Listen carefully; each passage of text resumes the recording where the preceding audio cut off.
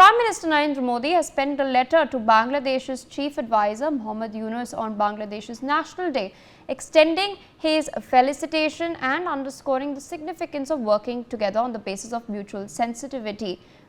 PM Modi has stated that the National Day of Bangladesh stands as a testament to our shared history and sacrifices that have laid the foundation of our bilateral relationship.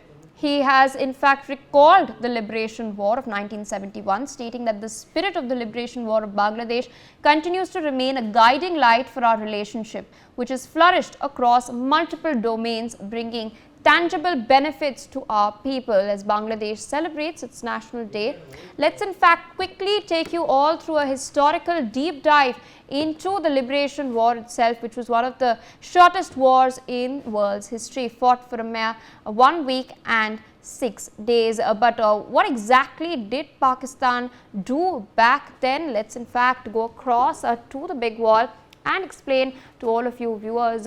This was, as I stated earlier, a war that lasted merely 13 days, a war which India decisively defeated Pakistan in. But here's a glimpse. In March 1971, Pakistan had started a military crackdown in East Pakistan. East Pakistan, of course, raised a lot of concerns with regards to its language. Meanwhile, over 9 months, Pakistani forces killed between 2 lakh to 30 lakh people. So, these are the estimated figures.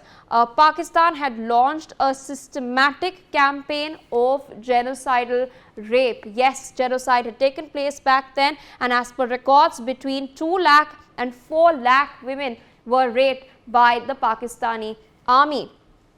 So, of course, Pakistani forces had formed militias to counter the movement in Bangladesh. We all know about the Razakars. There is a very bloody history as far as the Razakars are concerned. The Pakistani army also kept Bengali women as sex slaves in camps. There was also in fact a systematic crackdown against Hindus in Bangladesh who were executed by the Pakistani army all the way back in 1971. The Pakistani army had carried out systematic execution of Bengali intellectuals in particular, and these intellectuals included professors, they included doctors, they included journalists and artists. All of them were executed by the Pakistani army. But who exactly led all of this? Yahya Khan, he was the army chief and Pakistan president. His role was enforcing martial law by suspending the constitution in 1969. So, he had suspended the Pakistani constitution and enforced martial law. Lieutenant General Tika Khan, his role was that of being responsible for the deaths of over 3 million Bengalis. General A.A.K. Niazi, he was of course, he was the one who waged the 9-month war on the civilians of Bangladesh. We all know that very iconic surrender picture of course, the Indian officials being present over there and Niazi from Pakistan. Major General Rao Farman, he was a key architect of the 1971 genocide, and of course, that took place during the Liberation War at that point of time. So, these were of course some of the few prominent figures. Then generally speaking, the Razakars, they had brutally put down the armed revolts by the sympathizers, by the ordinary Bengalis. They were the militias that the Pakistani army had used to crack down against ordinary Bengalis at that point of time. There was of course Jamaat-e-Islami and the role in Bangladesh that was that they strongly opposed the independence of Bangladesh. So, this is of course a short glimpse into what exactly transpired all the way back in 1971.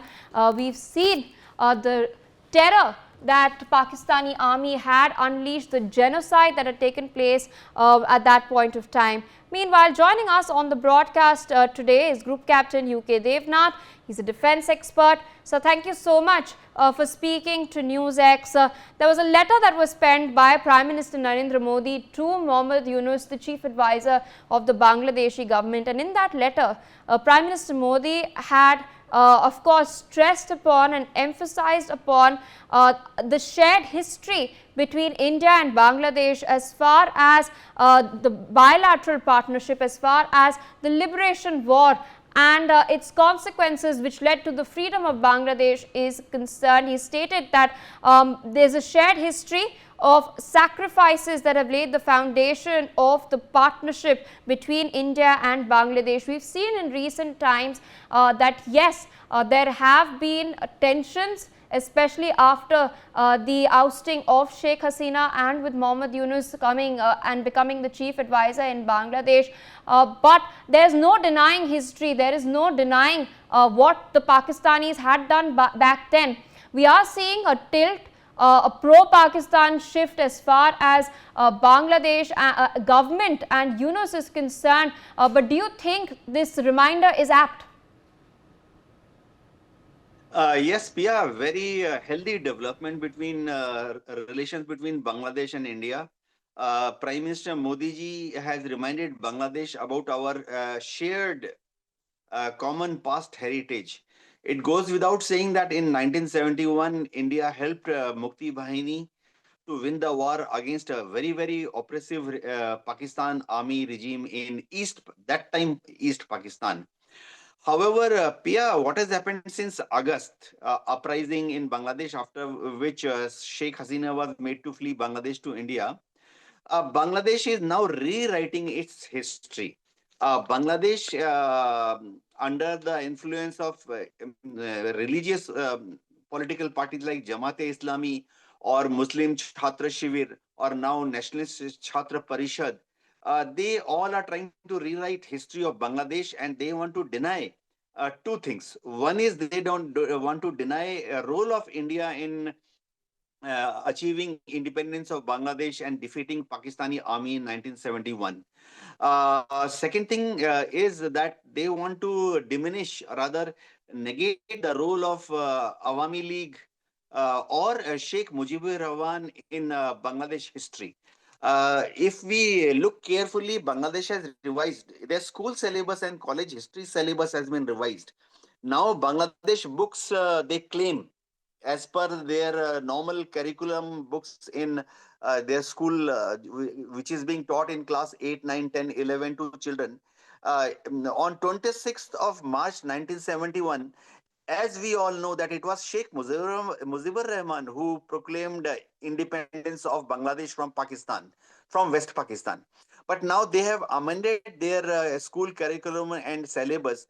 Now the books claim that it was Major Jiharur Rahman who was part of Muktiwani and who claimed on 26 March 1971 independence of Bangladesh. Similarly, very concerning is, if not alarming, is India was the first country to recognize Bangladesh, but now they have amended their history by writing in their history book that it was Bhutan which was the first country to recognize Bangladesh, thereby deleting name of India as a.